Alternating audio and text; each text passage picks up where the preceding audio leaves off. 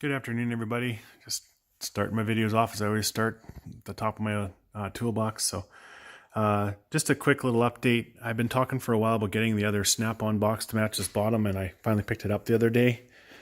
Just kind of running out of room, and I'd got some more electrical supply stuff, and I was having trouble closing my drawer, and I was having to like rifle through to get stuff the other day, and I hate doing that. This has been earmarked for me for a while, so I just decided to just go grab it. You can see it's pretty oversprayed. It needs a clean up and a repaint. That's where the decal was. I tried reading what the old model number was, and it was so oversprayed you couldn't see anything, but that's what the original paint color was. And that's what that was too, obviously. These were Snap-on Canada ones. They're made in Ontario back in like the late 70s, early 80s. A while ago, I'd be able to find pictures of them online. I was able to get the model number, but I can't find that picture right now. So if anybody ever has seen or has, especially Canadian viewers, seen these toolboxes, like this is a 4-drawer with the big bottom drawer, and then I'll flip this one up here. The original, let's still work. I'd like to get the lock, maybe change the lockout so I can lock this. The keys for these are long gone.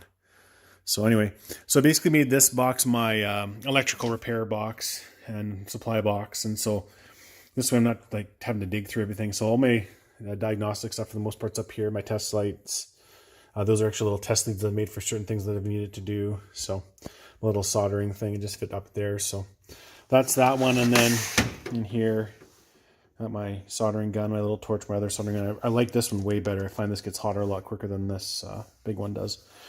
And my little pliers, my strippers, stuff like that. So that's that box, or drawer, sorry. And then it's got some like extra fuses, extra clips, extra shrink wrap, and then some extra eyelets for stuff I was doing.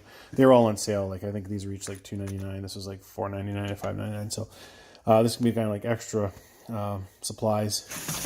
And then this drawer is empty right now. So I just put some quick cheap toolbox liner that I had still at the house here, and down the road I'll worry about painting and stuff. But this one here and this bottom one were originally my dad's.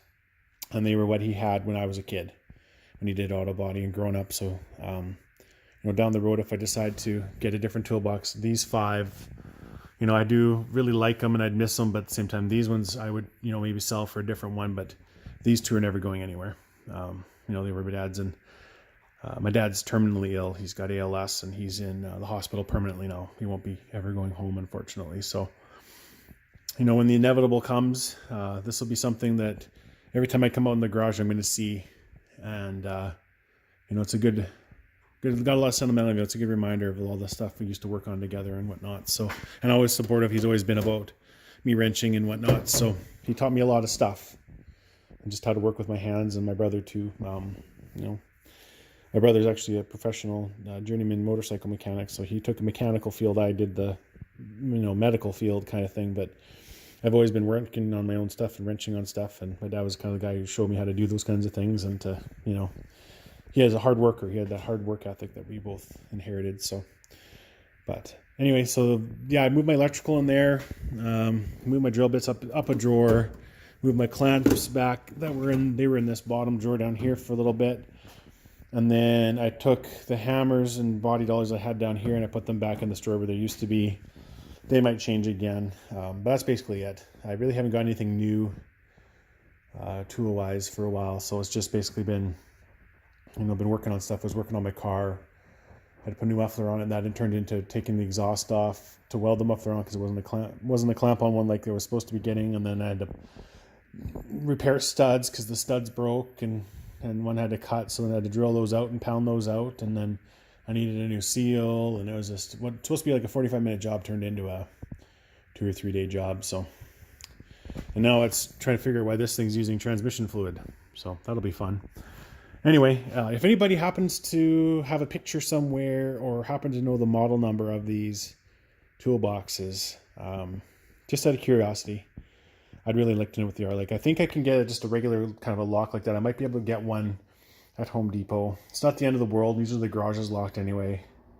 And I have the keys for all these ones. I don't lock them, but I leave them unlocked in case my girlfriend needs to work on stuff while I'm not here, or a friend of mine needs to stop by and borrow a tool. I'll tell them where the key is to get into the house or whatever, and then they can come out here. So, but anyway, that's all I really had.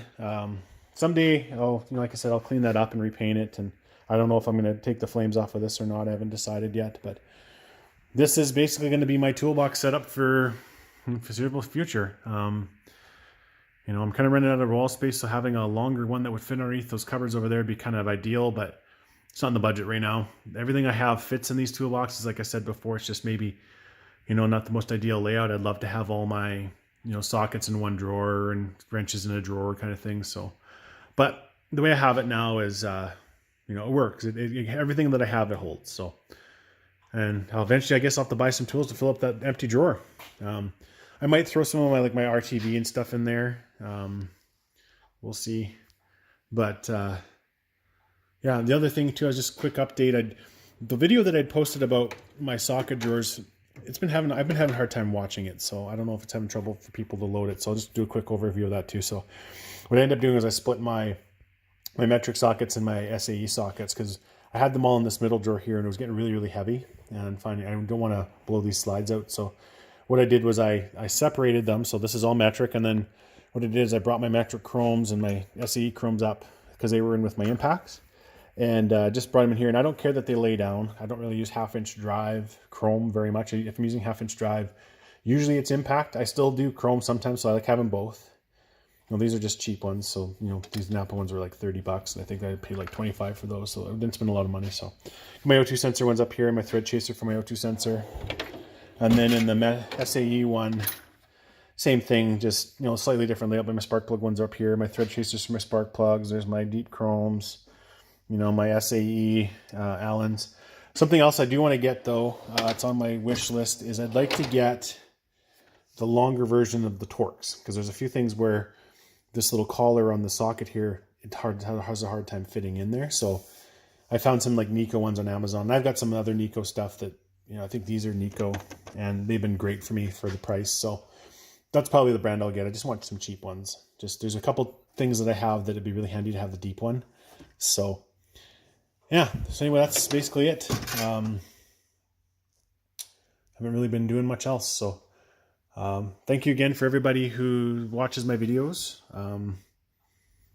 I really appreciate it. I think it's kind of cool that people comment and whatnot. So yeah, just to remind, one more, just to kind of go over it again. If anybody does know what those toolboxes are, what the model number of them is, I really, I'm just kind of curious. So it'd be kind of neat to know. I have the stickers for my international ones, so I know what the models of those are. So, and yeah, maybe someday I'll get to have my other dream toolbox that's got the 56-inch one or something when I get a bigger garage someday. But anyway, thanks again for watching, and everybody take care. Bye.